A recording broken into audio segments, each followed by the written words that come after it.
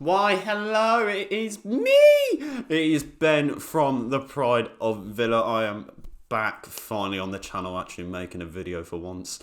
And you know what video I'm going to be making today? It is the season review for Aston Villa Football Club. Every year we do this and I thought, let's do it again. You know, maybe a bit late from the time happening.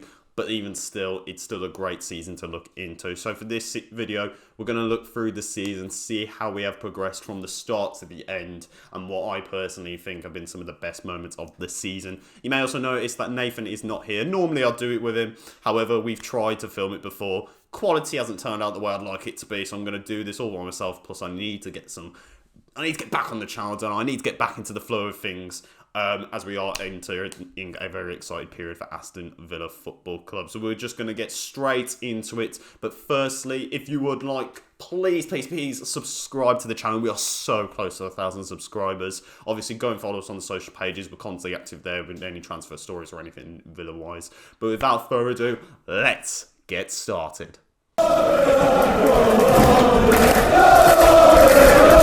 So then after 38 games of football, Aston Villa Football Club end in a respectable finish of 7th place. That's right, Aston Villa have achieved European football for the first time in nearly over 10 to 13 years since our European League run in the 2010s. And what a season it has been. You know, it's been a very, very interesting season for Aston Villa. It's also been quite a season for football in the Premier League in general. Obviously, Arsenal managing to go throughout the whole season on top of the table, but ultimately bottling it. I don't care what anybody says. They bottled it. You don't bottle a 10-point lead with only a few weeks to go. And ultimately, Man City not only going to win the league, they have finally won the Champions League against Inter Milan and are now treble winners. So can't be singing Championship Europe anymore, and also some relegation teams and teams that are coming up, including the likes of Luton Town, which will be interesting to see. But Aston Villa, 38 games have been played, and Villa, like I said, finished in 7th place. That means it is a spot in the European Conference League, thanks to other permutations such as Man City winning the FA Cup, West Ham winning the European Conference League, just a bunch of, you know, permutations that mean Villa get to play in Europe next season, you know. What a rollercoaster it has been. Obviously, starting the season with Steven Gerrard, you know, I said it at the start, my anticipation for the season was a little bit worrying, and ultimately he proved to be, as his second would come not so far after. But ultimately, a complete 180 turnaround at the football club, appointing Unai Emery as the new head coach of Aston Villa Football Club, along with some changes at the top of the board, ultimately resulting in the team going from 17th place to a team that finishes in 7th place, and it's an incredible turnaround in C. But looking back on the statistics of this season, Aston Villa, as I said, 38 matches played, 18 wins, 13 losses, only 7 draws from the club. A team that we don't really seem to draw many games. It's either a win or a loss, but ultimately we've got more wins this season. 51 goals scored, 46 goals conceded, 12 clean sheets. What are we looking at as well? There's a lot of stats here. Premier League loves to put some bloody stats out. We've only had 1 red card. Pass accuracy overall has been 81%. Tackle success 53%. Own goals 4%. Goals per match 1.34. Shooting accuracy 35. Bloody hell, that's rubbish.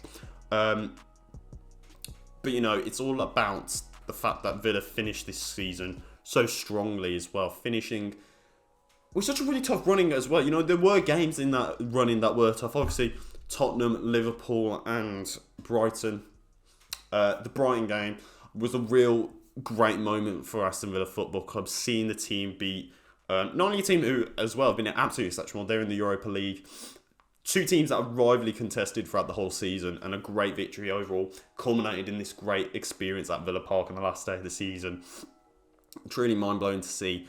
But, you know, 18 wins, a lot of them came under Unai Emery. Just a change of mentality in the style of football. And also just the belief at Villa Football Club when we see someone like Unai Emery come into the team. You know, we go from Dean Smith, who essentially built the foundations for Villa Football Club, getting us back to where we want to be in the Premier League. He achieved that, gave us some stability, but ultimately we need to take that next step. The club decides to then go with Steven Gerrard, and even, you know, let's think about it. What did Steven Gerrard actually achieve at Villa Football Club? You know, I've always said the best thing about him was a 3-0 against Leeds United away, but That's literally it. There's nothing positive about the way he's pulled. You've seen the videos early on from this season, the depression. And the fact we're laughing in the face of the results that we were getting, like the 2-0 at home at Chelsea, where none of us were confident anyway. Even the manager himself, Gerrard, saying that Chelsea are expecting to be the victors of the match, which is like, you're the head coach of the club. How are you going to be saying this about your own team that you're expecting to lose? That's, the mentality of a loser. And this is meant to be, a Liverpool captain, a UCL winner. Like, what are you on about? And then finally, his run ending after that 3-0 loss away from home at Fulham, and within minutes, it being confirmed of his departure from the football club. And then it was obviously the workings there. What does Villa do to go and achieve the next step in the football club?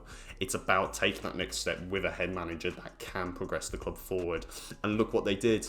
Unai Emery. Now, obviously, it didn't massively work out with Arsenal. He did get into a Europa League final. I think that's more in the sense of, it's his first year in English football. He's managing a club like Arsenal, who at the time were having to try and success of Arsene Wenger following his departure. There was a lot of issues at the club, and also the fact that spending-wise, they don't spend much money anyway. And ultimately, it just ended up wrong because there was too much of an expectation there. Obviously, goes back to Spain, goes to Villarreal, wins the Europa League there with them to get him back into the Champions League, keeps them consistently within La Liga. That is what we need to see. Villa thought they were making the right decision. They bring him in, and instantly you're thinking, right, 3-1 win against Man United. It wasn't a 4-0, it wasn't Unai Emery, but a special mention to Aaron Danks, a 4-0 win against Brentford straight after Gerrard's sacking. That was incredibly a bounce back and refreshing to see. And then as the results go on and on, you start to think, it's not a new manager bounce. This is what you get. You spend your money, and this is in general life, you spend big money, you're going to get quality. But like I was saying, a new manager bounce, it's not familiar. We're beating teams like Tottenham 2-0, Everton. We're getting the best of these teams, and you start to see it more and more. You start to see the quality in football enhancing. You start to see the way Villa are progressing, going forward as a club. And you're thinking, this is what we've been missing. Had we had Unai Emery a bit earlier, maybe we could have pushed on to be higher up in the table, but that's all, ifs and buts. And then ultimately, as I said, going into this end of the season, we're finishing strong. That possibility of Europe's there. We go and beat Tottenham 2-1 at home. Should have beaten Liverpool. Ideally, had that result gone our way, probably would have been finishing in 6th place. But ultimately, we draw there, which wasn't a bad result. And then obviously, as I said, a great performance at home against Brighton on the last day of the season to win 2-1. And ultimately, Villa secure European Conference League. But just looking over the stats for both managers, obviously, Steven Gerrard in his time at Aston Villa, 40 matches played, 13 wins, 8 draws, 19 losses. That's including obviously 2021 to 22. So this season, a 32.5 win percent ratio. That is so poor. He was just a footballer, and there was no sense of identity. There was no idea going forward. Some of the signings that he made just didn't make sense. He was just like, can't be in for this in the year. And then we go to Unai Emery, 27 matches played, 15 wins, 4 draws and 8 losses, and a 55% ratio. So you can clearly see the upgrade going there. So with that in mind, Unai Emery, European Conference League, it's now the focus for the next 12 months of football for Aston Villa Football Club. European Conference League, obviously it's only come about in the last 2 years. Not everyone's massively excited about it, don't get me wrong. West Ham winning it the other week was massive for them, but it's not massive. It's not massive in the sense of compared to winning a Europa League or a Champions League, because ultimately winning it just puts you back into the Europa League. But it's still a European trophy. It's still something to get excited about. Obviously, there's still a lot of permutations behind Villa. I believe currently we are an unseeded team within the group stage. Ideally, we want to be seeded. We want to be playing teams that are likely to help us qualify into the actual competition. But ultimately, that's something we're going to have to wait on. We've got a manager here that knows the experience of playing in Europe. Obviously, massively successful in the Europa League. He's been there in the Champions League. He's managed the big teams like PSG and Villarreal. He knows what he's doing. And it's about seeing how we can now progress into that. Take Villa to where we've wanted to be for years since the owners came over and invested in the club. It's about not only seeing how can the club now step up in the next 12 months, The badge is being rebranded. The stadium's getting the expansion. We're finally playing possibly European football next season. It also comes from the transfer window. Now, as of recording, Yuri Tielemans is only the confirmed signing so far. There's obviously the talks of Nico Williams, but we'll get into that in a bit.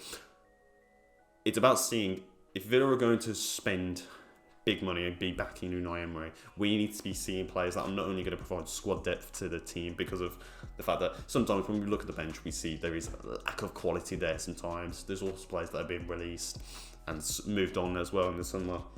It's about making sure we're bringing in players that are going to match where we want to meet in terms of our ambitions for the club.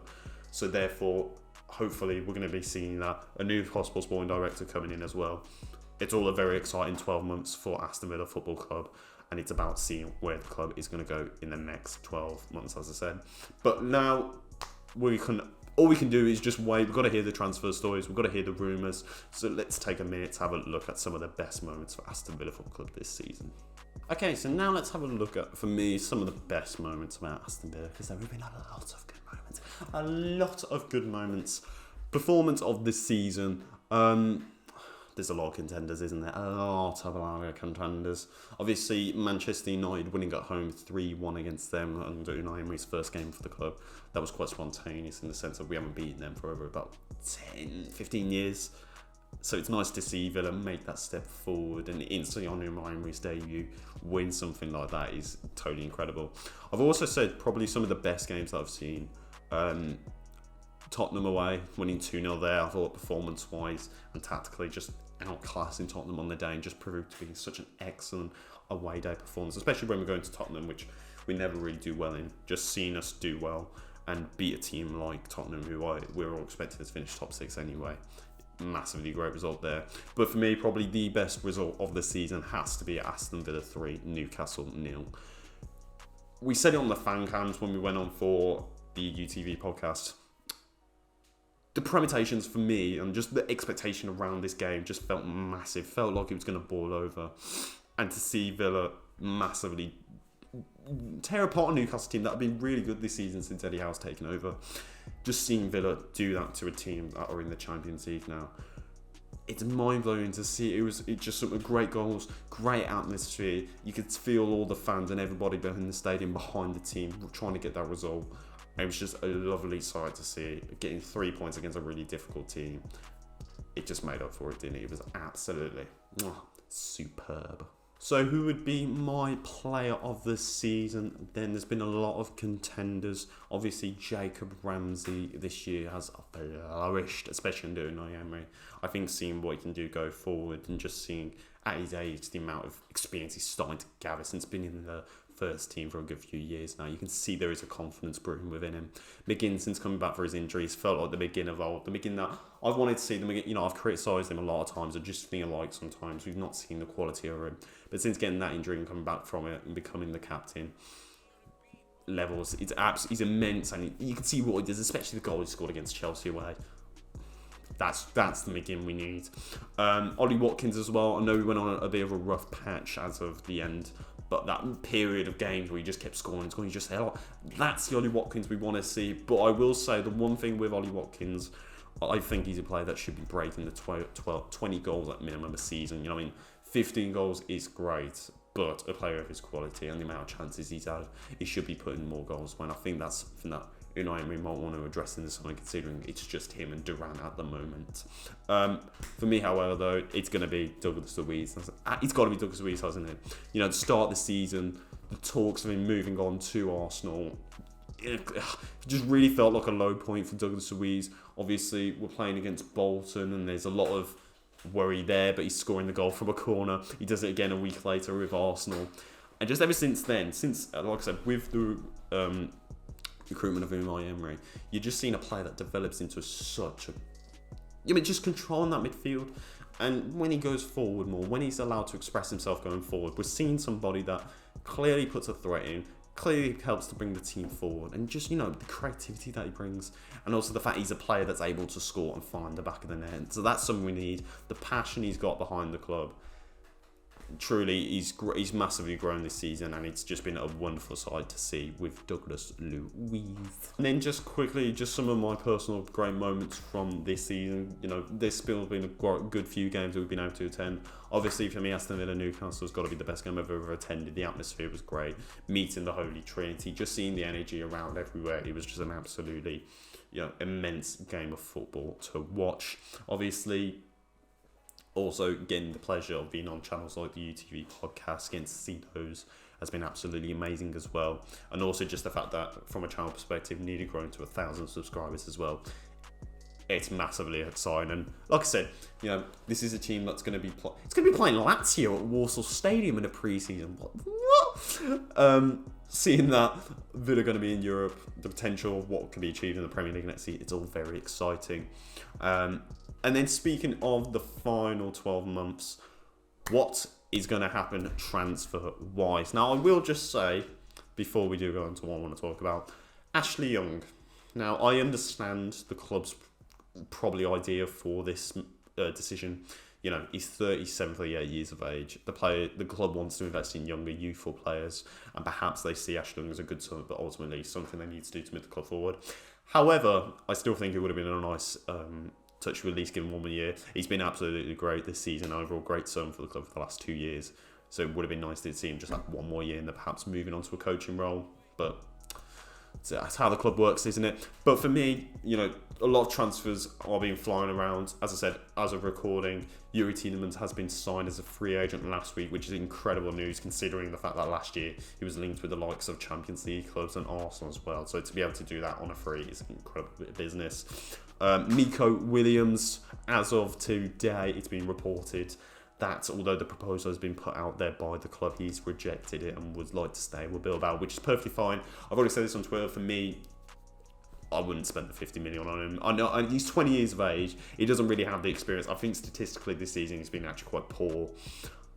I just think if you're going to spend that money on him, why not just go and get Inaki Williams? He's someone who's going to provide a bit more depth going forward in that attacking aspect. I just don't really see 50 million being spent on a player that would ultimately possibly come to fruition. But even then, that's a gamble, because ultimately he's a player that's coming to fruition in a few years. He's not going to be somebody that we need to hit the ground running straight away. I just think there's better options out there, and I think ultimately it's probably for the best that Villa weren't able to pull this offer off. But obviously, there's still a lot of areas that the club needs to improve on. I think fullback-wise, we're going to need some more players. People like Carl Walker-Peters, I think, would be a really nice addition to the club. I know there has been a lot of speculation with the likes of Harvey Barnes and James Ward-Prowse. Obviously, Pau Torres is probably Villa's main target, according to Fabrizio Romano, which is perfectly fine. Means the centre-half's probably going to get moved on like Callum Chambers. But ultimately, for the club, it's about building depth and building a squad that can take on both the Conference League if we progress into it and the league. So it'd be nice to see there. If there is one player that I think Villa need to be spending their money on, I would personally say Harvey Barnes. I think consistently he's been solid in a Leicester team that has massively underperformed. I know some people will say the likes of Maddison. I know some people will say perhaps the likes of... I know a lot of people have been saying Nico Williams, but you're only signing because of the fact that we're spending 50 million. It's not actually about the play, it's about the fact we spend that money. But for me, Harvey Barnes provides a bit more depth going forward. You get rid of somebody like Coutinho and Traoré, and we're going to get someone consistently, played in the Prem, knows how to score, he's got a good bit of pace about him. He's going to break through teams, can be like our Jared Bowen to West Ham. I think that would be a good move there. But obviously, it's all speculation at this point. It's all who is going to be coming in. And ultimately, we've got to trust in Unai Emery. Unai Emery's Claret Blue Army. Hopefully, this new sporting director that's coming in as well, reported it's going to be Monchi from Sevilla. The club did try to go for the Barcelona sporting director. They had him, rejected it, instantly changed his mind and went back to Barcelona. But it looks like Sevilla's sporting director looks to be coming into the club now.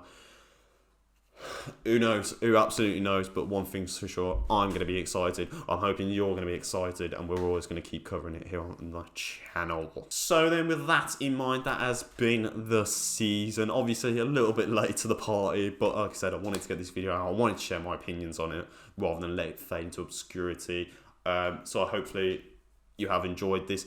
Let us know in the comments down below on social media what you have made of it. Has it been a successful season? Well, Of course it has. It's been a successful season. What do you want to see Villa achieve? What do you think Villa will achieve? And who do you think Villa needs to be strengthening? You can tell us all down in the comments down below. Just want to say, though, a massive, massive thank you to everybody that has watched us throughout the year. Like I said, we are so close to 1,000 subscribers. We've been doing this now for nearly 4 to 5 years. Just rambling on about, you know, how unhappy we are. But that's what me and Nathan are. We just want to share our opinions. We're not trying to be like the next AFTV. We're just two people who just want to share an opinion and just get it out there. And the fact that 1,000 people like to hear from two dickheads, it's massively interesting to see. But obviously, a massive thank you there. And like I said, big things coming up for Aston Villa Football Club. You know, Europa Conference League, the potential to go on and win that. It's exciting to see. It's exciting to see. But so obviously, subscribe to the channel, turn them notifications on so you never miss out on any updates. And obviously, transfer window is now open, so there will be constantly transfer updates from myself and Nathan. Follow us on the social pages. But without further ado, thank you very much for watching. Up the Villa with the pride of Villa. We'll see you for this new season.